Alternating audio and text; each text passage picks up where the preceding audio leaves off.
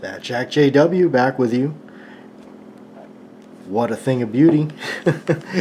I think this was appropriate to start off like this.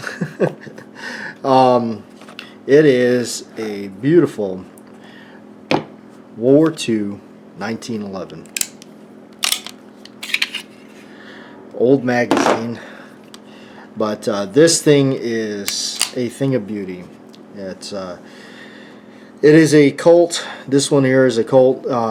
It's a World War II war horse. It's a bring back pistol.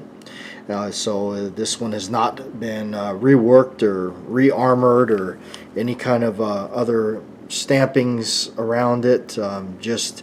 It's got a lot of scars and wear on it that I like. I know a lot of collectors like to grab ones that are pristine and untouched and all that. So I prefer ones that look like they've been there, look like somebody dragged it through somewhere. Who knows where this could have been. This is an earlier Colt from what I understand, an earlier one. It's kind of cool because you got the United States property and the A1 U.S. Army. You got the I'm probably gonna get this wrong, but I believe it's Guy H. Deary for the inspector, GHD. And of course you got the roll marks here and a really cool pony right there. This one's made an appearance or two on the channel a lot, and but I figured, you know what, it deserves one of these, nice videos here, as hopefully we've gotten better at making some of these videos and getting the lighting and everything. So you got that wide spur hammer and the checkered arched mainspring housing. Now this one here, a little bit of oil on that rear sight. This one here has the because it's from what I understand from the dates we looked up on it, it's a 1942, and it still has those transitional sights, if you would, I guess, or it's in the middle of the transition, because you still got the old style very small U-notch sight and just a tiny blade sight there. But you got the markings of like P right there, proof marks and all that, and you got the cross cannon marking there. Cool thing is that this one here has retained its parkerizing finish very well. Aside from all the wearing, the holster wear areas, and a little bit up here, it actually retained its dark, rich, kind of an olive kind of color. Very dark. It does have the milled trigger, not the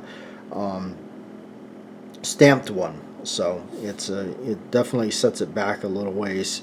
And then the parts here, the thumb safety is checkered, and so is the slide release, and of course the hammer as well. But really cool stuff. That the World War II 1911 is where for me it really begins to get interesting, because I love this style. I love this exact ones where you got the Bakelite phenolic kind of resin grips there. They scalloped the frame there for, I guess, the ease of getting your finger in there. They arched that mainspring housing to hopefully maybe push the pistol up a little bit more in hands.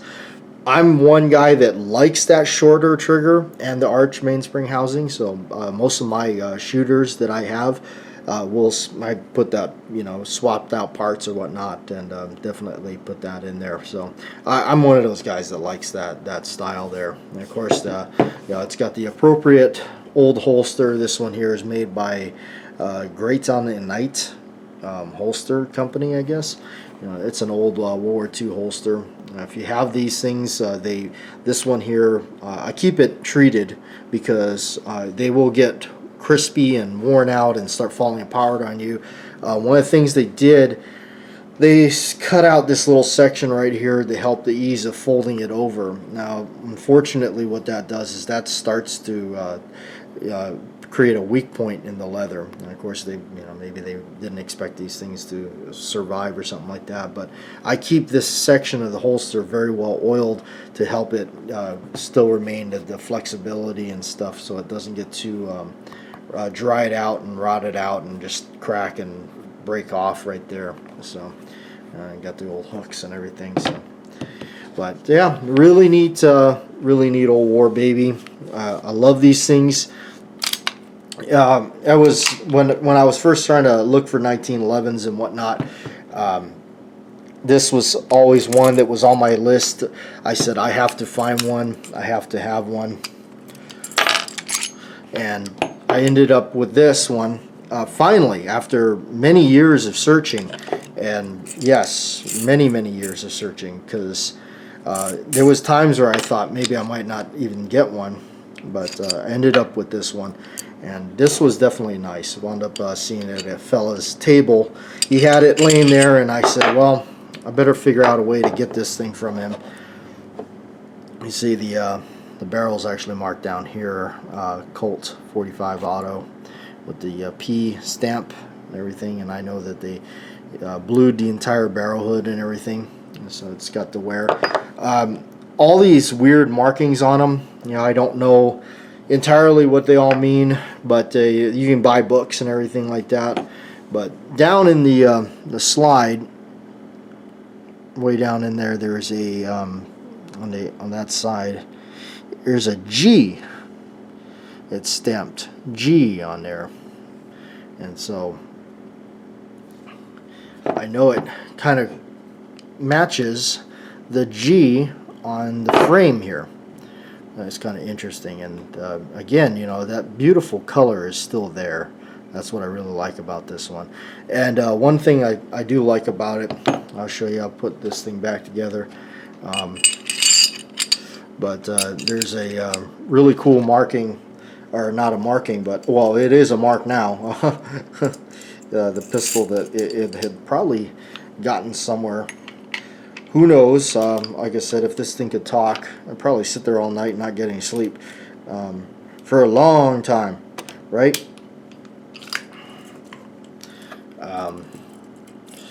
These things are so cool.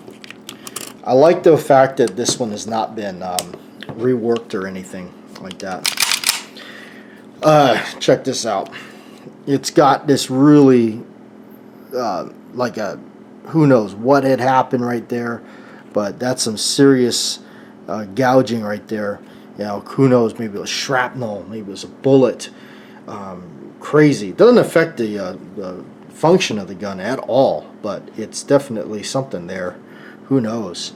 It's got something going on there, but yeah, this is like I said, this has been a long time trying to find one of these things. I've had it for a while.